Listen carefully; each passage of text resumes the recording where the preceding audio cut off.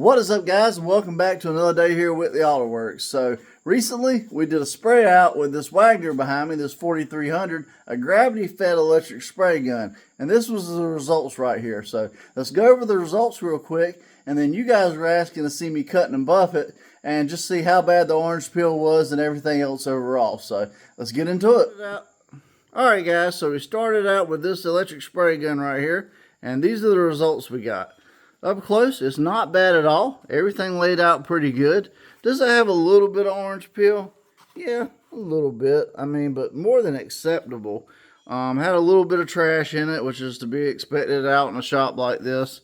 And, you know, a little bit of solvent pop. That's just the nature of doing everything with it, trying to flash off out here and everything quickly. So, all in all, it's not too bad, guys. But I know you guys wanted to see a cut and buff on it, so let's get started.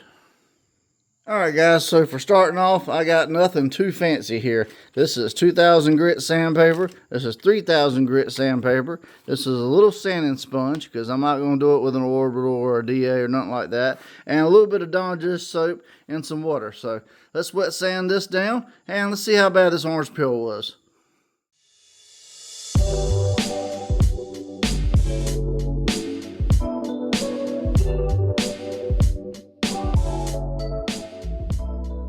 Alright guys, so this is after initially just going over it very lightly with 2000, just to kind of give you guys an idea. Like I said, there's a little pieces of trash in it. I've been painting outside, so you're going to have little dust nibs and stuff like that. That's inevitable. As far as the orange peel goes, it's really not that bad. It's very minimal. I do think I'm going to back down to 1500, guys, and give it a little bit of that and get it smoothed out really good. And then we'll step up to 2000, 3000, and then we'll start cutting and polishing.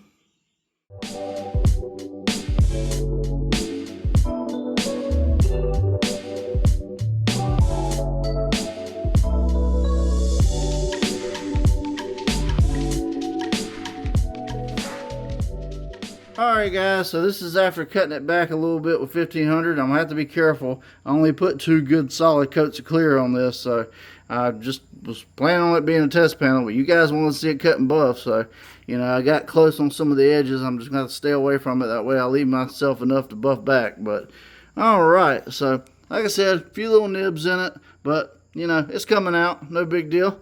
I'm going to keep on with it, and then we'll step up to 2000, and yeah, we'll keep on going.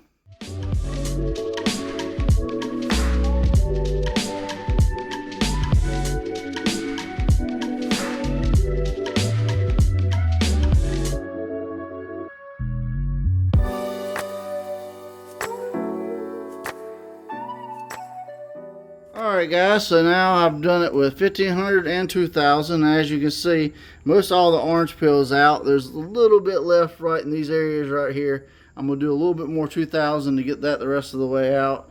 And yeah, all the major orange peel over here for the most part's gone. There's a couple of little bits here and there. But like I said, I'm going to keep doing it with 2000. And then once I think I got it smooth, I'll step over to 3000. And then we'll finally get into some cutting.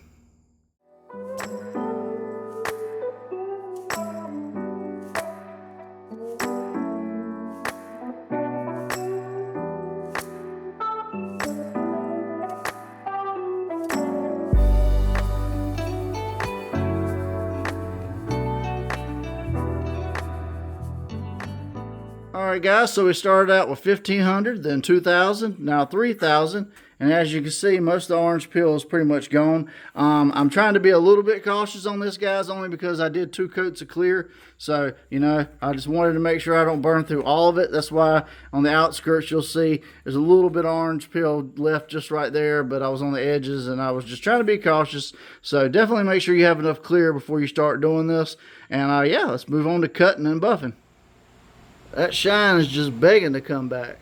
Alright, let's move on. So I got my buffer right here, right? I'm going to do everything with the 3M wool pad today. Just keep it simple, guys. you can switch it up. Some people like to use foam pads for compounding and then switch over to a wool pad for, polishing. Some people don't like to use a wool pad, period. Some people like to use denim pads. I've heard a lot of people comment about those, and I need to try one, never tried one. I usually just stick with my tried and true wool pad method. That's just what works for me, guys. So, do it as you're liking. As far as cutting compounds and polishing compounds, guys, I got Wizard's Turbo Cut today. That's what I'm using. It's really good at getting the 1,200 to 1,500 scratches. When you combine it with a wool pad, it cuts very, very well. And then I'm using 3M Perfect-It, guys, to finish everything off. It's a really well-known brand. The 3M Perfect-It series has been around for quite a while, and it's some of the industry guys' tried and true ways of going about it. Of course, a lot of people hate it, so it's just...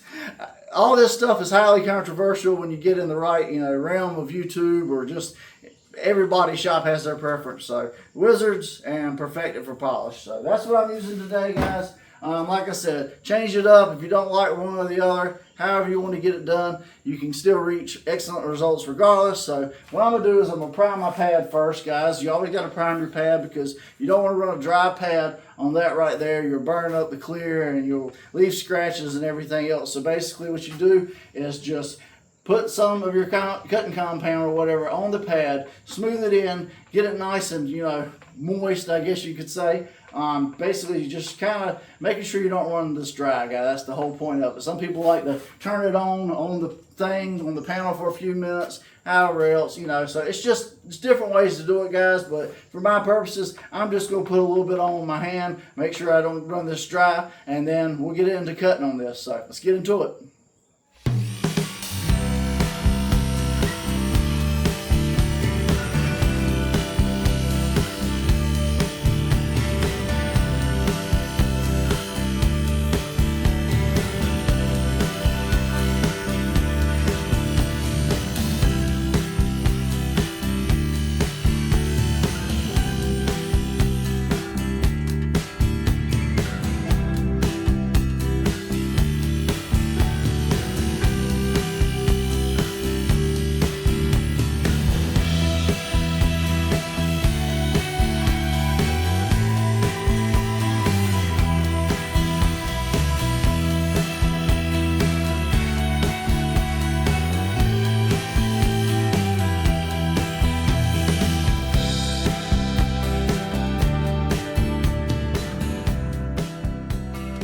Alright guys, so I know that was a bit of a lengthy clip, but you can kind of see how quickly I was moving with it. And the whole point of this is to get the shine back, but not burn any of your edges or just burn the clear coat in general.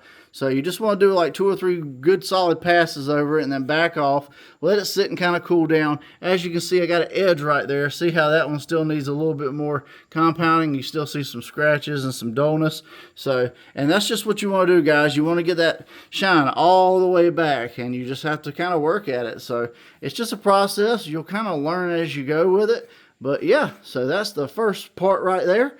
I'm going to have to compound it one more good time probably, and then I'll do the rest of it, and we'll move on to polishing.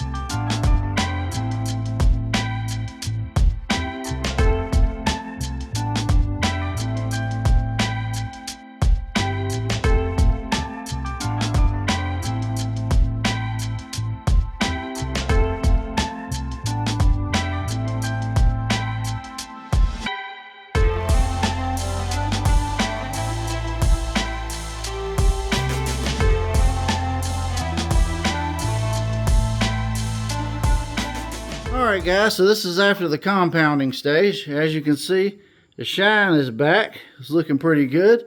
And yeah, I mean, with the compounding, you're just basically bringing that shine back. You're getting rid of a lot of the scratches and everything else. And then, you know, when you step up to the polishing, that's when you refine everything a little bit more. And that's what this Perfect-It polish is going to do.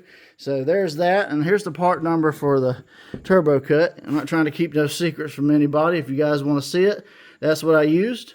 And yeah, it's just one of those things, guys. You just have to take your time with it. If you think you're getting the panel too hot, then stop, take a break. You can always polish it more, and that's the big thing. You just don't want to burn the clear. So not too bad. All right, well, same process, time for a polish.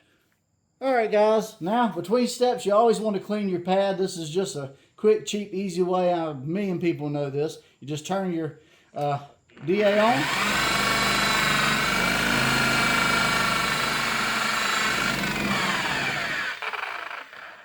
And that cleans your pad quick enough and easily enough to where you can move on to the polishing stage. All right, well, let's get to polishing.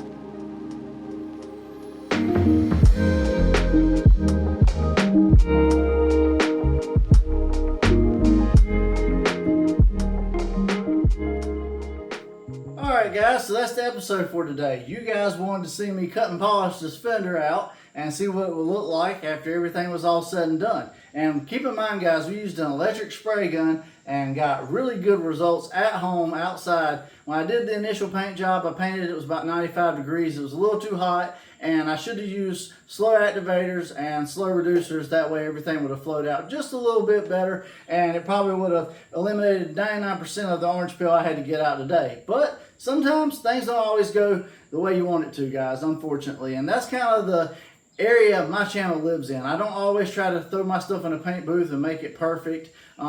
You know, that's just not realistic for most people. Most people, especially if you're painting at home and you don't have a paint booth or you don't have the best situations, you're always going to have at least a little bit of orange peel in it. Even if you get perfect ideal conditions on a nice sunny 75-degree day with no humidity, and you're out there with, you know, the perfect gun and got your stuff set up, dialed in just right, and everything's perfect, and you know, you lay it out, you're always going to have just a little bit of orange peel in any paint job, guys. It's just the way it is. And you really won't even be able to tell most of the time until you go to wet sanding on it, and that'll show you, you know. So cameras don't always, you know, show everything in their full entirety. You know, certain people will say certain things. It is what it is. My channel's not about that. I'm just about helping everybody out, showing realistic results, and this is what we got today, guys. After a good cut and buff, I started with 2,000 and quickly realized 1,500 was the way to go. Went down to 1,500, stepped it up to 2,000, then 3,000, compounded it with the turbo cut from Wizards, and then polished it back out with 3M Perfected. And these are the results I got, guys.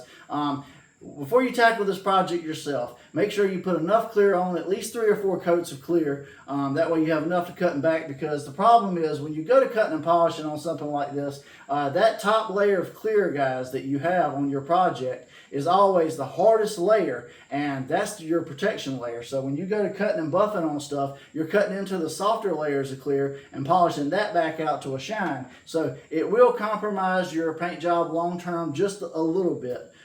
So just be aware of that, guys, and that's why I always tell everybody, make sure you have plenty of clear on it. That way it lasts a long time regardless. So that's why everybody's always striving for a perfect paint job right off the gun, just because then they don't have to cut through that first layer of clear, and paint jobs tend to last a few years longer.